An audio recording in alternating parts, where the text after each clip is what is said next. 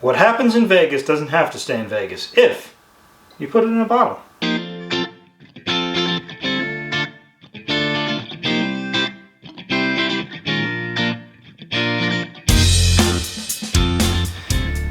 Hello and welcome to Intoxicated Masculinity. If it's Wednesday, we have a cocktail video for you, or today we don't have a cocktail video.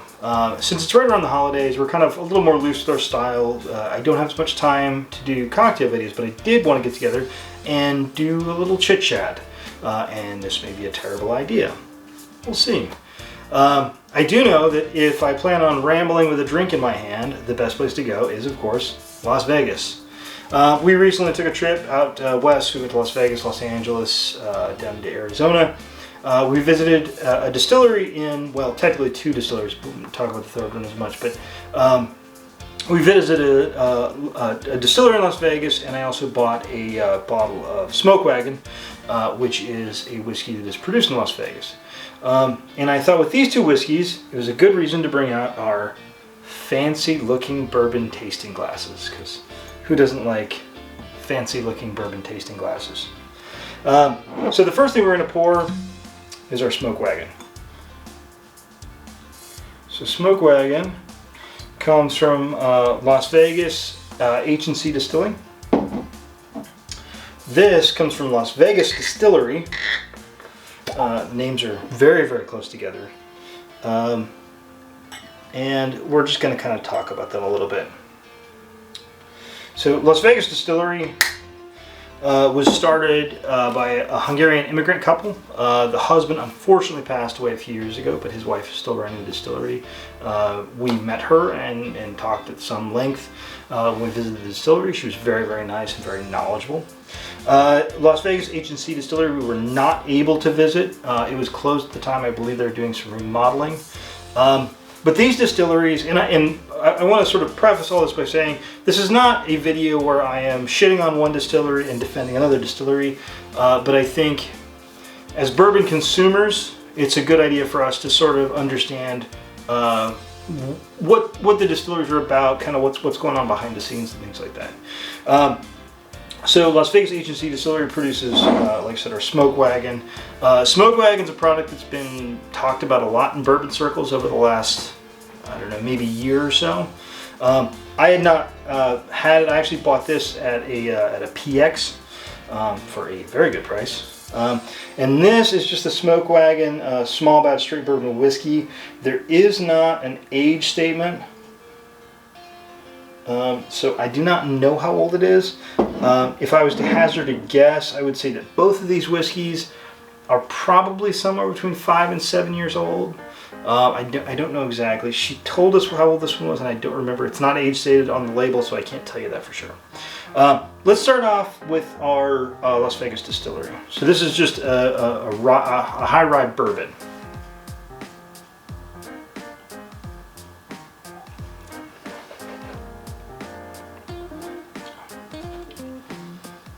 So this one I think is a little on the younger side. I thought 5 years. This tastes a little younger than 5 years.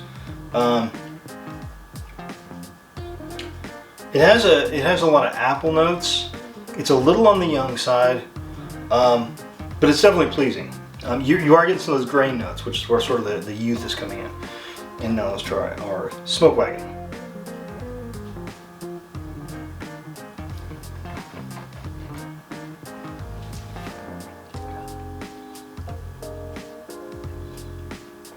That's real good. It's got a lot of vanilla in it. It's a little hotter. The Las Vegas Distillery is 45%, and the Wagon is at 50%. All right, so the tasting here is sort of the least important part of this comparison. Once again, I am not trying to say one of these distilleries is better. I think if I'm tasting these two whiskeys side by side, the Wagon small batch is going to win on a taste test pretty hands down. It was also a little bit cheaper. The difference here, the Wagon though, I bought that at a PX, like I said, so I paid a pretty low price. I think if you were to find these on the shelf, they would be pretty comparable price-wise, probably $50 to $60. The Las Vegas Distillery, we don't have a label. They were experiencing some supply chain issues, which if you've lived in this country the last year, you're pretty familiar with. Now, there is one big difference, and this is something that's sort of a third rail in the bourbon community. This whiskey was distilled in Las Vegas. This was aged in Las Vegas. This was poured in Las Vegas. This whiskey was distilled in Indiana. For the more hip among us, you probably know a little distillery in Indiana called Midwest Grain Products Incorporated, which is just across the river from Cincinnati. I've been to the distillery. They're a very closed distillery. They don't do tours unless you're actually buying barrels. I unfortunately didn't have the money to buy several barrels to go get a tour there, and even if I did, they probably would not let me film there. It is the old Seagram's Distillery. It is a very, very successful and large-scale distillery. And it is also somewhat notorious because when you look at the back of bottles, as you see on here, you will see distilled in Indiana. And so there are a lot of smaller distilleries that buy their whiskey from MGP. Now, what does that mean?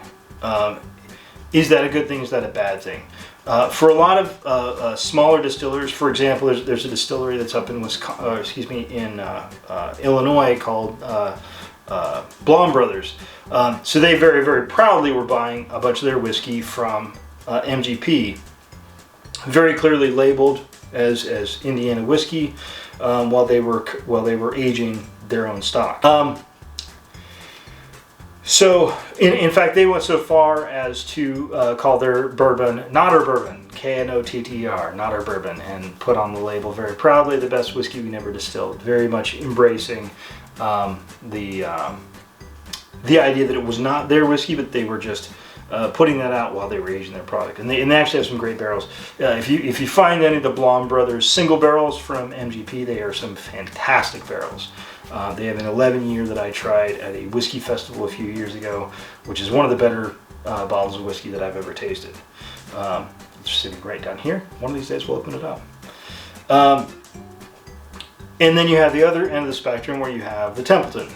So Templeton is a distillery here in Iowa, which was less forthcoming about their using Indiana whiskey, and very much pushing their product as an Iowa product. Now I think we're to the point where it's really impossible to pretend like your whiskey is from somewhere else. There are a few tricks that you can do, what I'm not going to get into right now, but we may at another time. There are a few tricks you can pull, but by and large, if you're buying whiskey from MGP, you have to put on the label that it's from Indiana, and so most of them do. But it's sort of a tough question. If you're starting a distillery, do you just distill your own product and try to survive based on that, or do you buy whiskey from Indiana and try and sort of keep your brand going that way? And my opinion on that is somewhat mixed. I think there are some distilleries that do a great job at that. I think the Smoke Wagon is a great product. Again, I just tasted it, and I'm going to taste it again.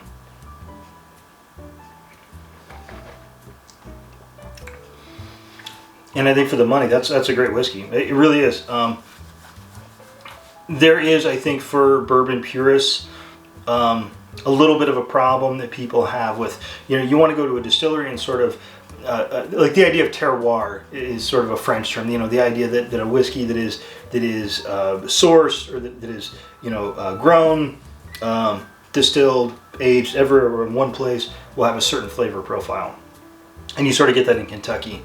And so if you have a distillery that is in California or Las Vegas or Washington or Colorado or wherever, and they're bringing in whiskey, then it's not really that whiskey. I mean, Tin Cup is a whiskey that sort of very famously is sort of touts itself as a Colorado whiskey when it's not. It's an Indiana whiskey.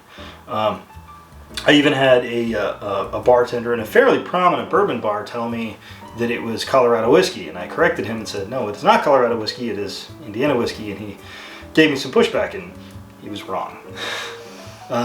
Not something I'm going to fight over. Don't get in fights with people at bars, I mean, unless they're hitting on your wife or something. But it's a very strange area, because it's like, do you support the distillery that is buying their whiskey and just selling it off and sort of acting as a one of the terms used is an NDP, a non-distiller producer, where they are sort of a less real distillery, and I don't know the answer to that. I know that I talked to the people that ran the Las Vegas Distillery, and I like them, and I want to support their product. But again, I'm here. I'm not sponsored by anyone, and I'm not going to tell you that I like that whiskey better than the Smoke Wagon product, because I don't. I think the Smoke Wagon product is better. So I don't know. There's sort of the problem I had when I set this episode up. I don't really have a definitive answer for you on this. I feel like on this channel, we're never sponsored by anybody. We're not taking any money from anybody, and I feel like I just want to put the facts in front of you and say, you know, do I prefer to put my money into a distillery that is smaller and that is sort of doing their own thing and not relying on any outside assistance and kind of maintaining that, again, terroir, if you please, than a distillery that is just buying some exceptionally good barrels from another company? I would like that, but at the same time, I can't tell people buy that whiskey because it's better, because I don't necessarily think it is. I think this whiskey is probably a better product, especially at a similar price point. So it's one of those situations where I feel like I wish I had a better catharsis for you to tell you should do this or you should do that. I can't really tell you those things. I think that the real lesson from all this stuff is go to your distilleries. Especially if you got distilleries locally, go there, talk to the people.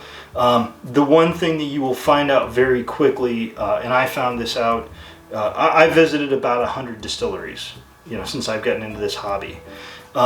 And if you know your stuff and you talk to certain people, and I'm not going to call out any distilleries specifically because it's neither one of these. I've not been to Las Vegas H&C, and the people at Las Vegas Distillery were very knowledgeable. But you will go to distilleries and find people where it is simply an investment opportunity for somebody who already had a lot of money and is just putting out a often substandard product and doesn't really understand the industry. And you can tell fairly quickly talking to somebody, oh, you don't actually know what you're talking about here at all. And again, don't call that person out. Don't yell at them. You're not going to win yelling at somebody at their own distillery. But it is maybe something when you visit that distillery, be like, oh, I'm going to not shop here and I'm going to shop somewhere else. It's kind of one of those vote with your dollars kinds of things. So I guess if there is a catharsis from all this and comparing these two distilleries, which I like both of them, I don't dislike either of these people. I don't know the Las Vegas H&C, can't talk today, H&C Distilling. I don't know them. I know their product is very high quality, and I know the people at Las Vegas Distillery are very, very nice people and very knowledgeable. But just get to know your people. I mean, you should. It's nice to know the people that are making the products that you're consuming. So I guess in this long rambling episode, I guess that's the only thing I can come up with is know the people that are making your products, because if you know them, then you'll know whether or not they know what they're talking about, or they're somebody who's just come into the industry to try to make a quick buck. So, with that long, drawn-out, rambling monologue out of the way, I want to thank everybody for watching. If you have any questions, please leave them below. Like, subscribe, and have a good drink, and have a good day.